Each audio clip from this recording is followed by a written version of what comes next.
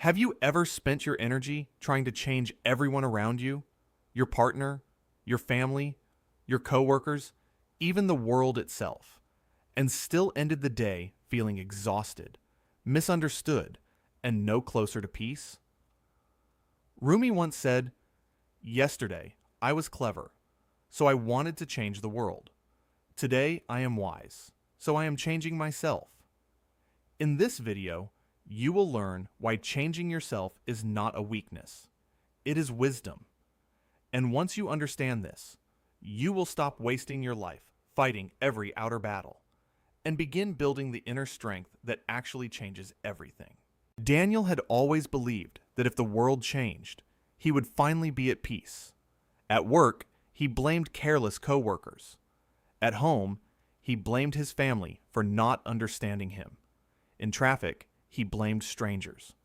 Online, he argued with people he had never met, convinced that if they only saw the truth, everything would improve. But each day, he returned home more tired than before. His words became sharper. His face carried more tension. Even when he won an argument, he felt no peace.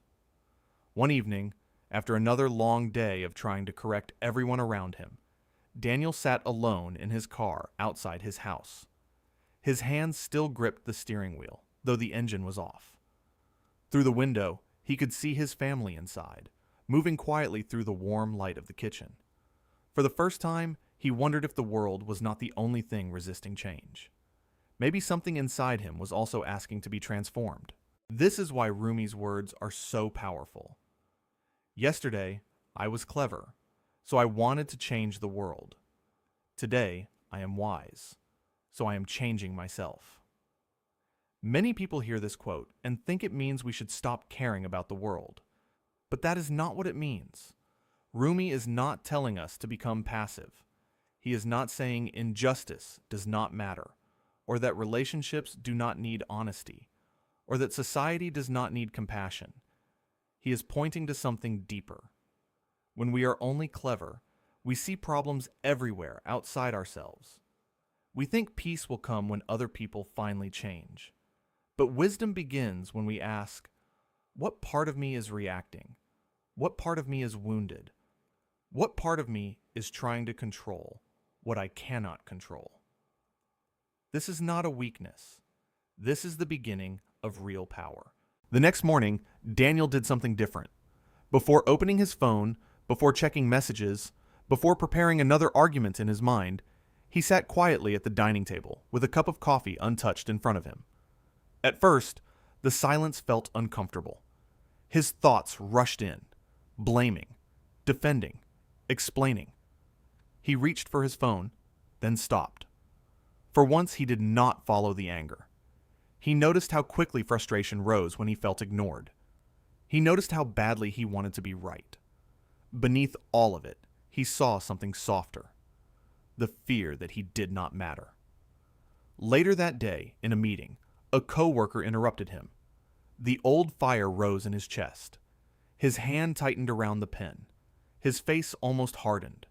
But this time, Daniel paused. He breathed. He listened before speaking. Nothing dramatic happened. No one applauded. The world did not suddenly become perfect. But something inside him shifted. For the first time in years, he did not become a prisoner of his reaction. He had discovered a small doorway to freedom, and it was inside himself. The deeper meaning of Rumi's quote is not that the world does not need change. The world does need change. Families need healing. Relationships need patience. Communities need justice. People need kindness. But Rumi understood that the person trying to change the world must first examine the condition of his own heart. Because if I try to correct others while I am full of anger, I may only spread more anger. If I fight for peace while I am ruled by pride, I may create more conflict. If I demand understanding while I refuse to listen, I become part of the very problem I am trying to solve. That is why Rumi moves us from cleverness to wisdom. Cleverness says, they are wrong. Wisdom asks, how can I respond without losing myself? Cleverness wants control. Yesterday I was clever, so I wanted to change the world. Today I am wise, so I am changing myself.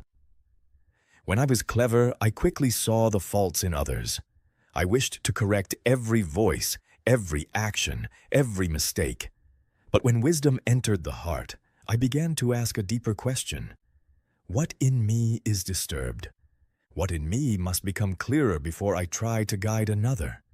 The world is not healed by a restless heart. It is healed by those who have first learned to govern themselves. Master, does changing ourselves mean we should stop trying to change what is wrong in the world? No. If you see cruelty, do not become silent. If you see injustice, do not turn away. If someone is harmed, do not call your fear wisdom. But first, look at the place from which your action is born. If you act out of anger alone, you may sow more anger. If you speak from pride, you may create more division.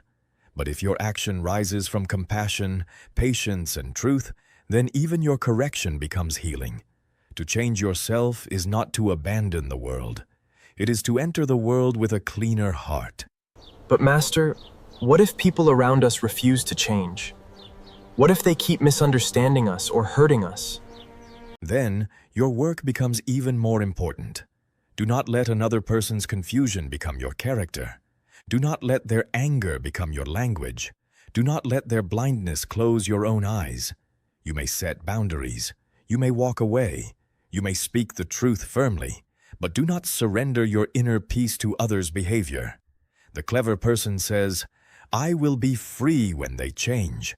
The wise person says, I will become free by changing the way I meet this moment. The world is a mirror before the heart. If the heart is clouded, everything appears dark. Clean the mirror within, and even when the world remains difficult, you will no longer lose yourself inside it. So when Rumi says, yesterday, I was clever, so I wanted to change the world. Today, I am wise, so I am changing myself. He is not asking us to stop caring. He is asking us to stop fighting the world from a wounded place inside ourselves. Daniel's story is not only about one man who became calmer. It is about all of us.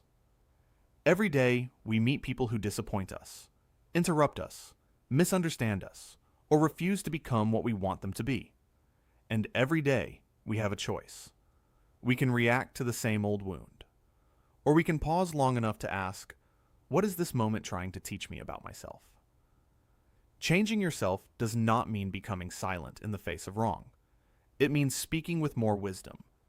It means setting boundaries without hatred. It means correcting others without losing compassion. It means entering the world with a clearer heart. This is the real power of Rumi's teaching. The world may not change in one day. But when you change the way you respond to the world, your home changes. Your relationships change. Your inner peace changes. And slowly, your life becomes less controlled by anger and more guided by wisdom. So today, do not ask only, how can I change them? Ask, who must I become? Because sometimes the deepest transformation begins not when the world finally listens to us, but when we finally listen to the truth within ourselves. If this message helped you, please like this video, subscribe to Rumi Teaching, and click the link in the description to watch more Rumi-inspired videos from the 7-book collection on Rumi's wisdom by Dr. Farid Mostamand.